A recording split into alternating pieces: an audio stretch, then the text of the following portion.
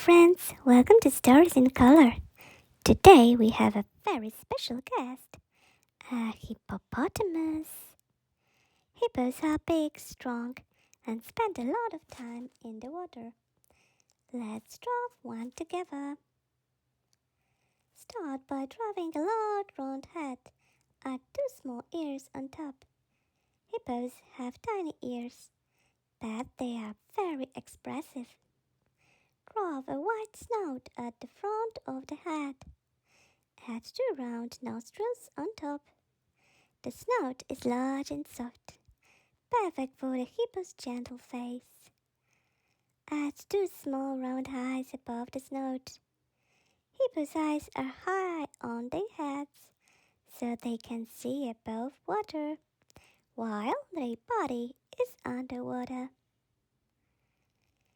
Hippos spend up to 16 hours a day in water to keep cool. They can hold their breath underwater for up to 5 minutes. Draw a big round body under the head. Add 4 short strong legs. Hippos look slow on the land, but they are surprisingly fast runners. Now color your hippo. Use shades of gray or brown.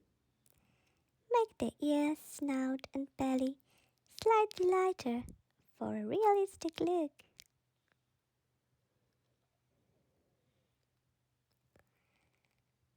Well done! You have drawn a gentle, amazing hippopotamus. If you enjoyed drawing this hippo, please subscribe to our channel and click the bell. Your support helps us create more fun and colorful stories every week. See you next time in Stories in Color, where every drawing becomes an adventure.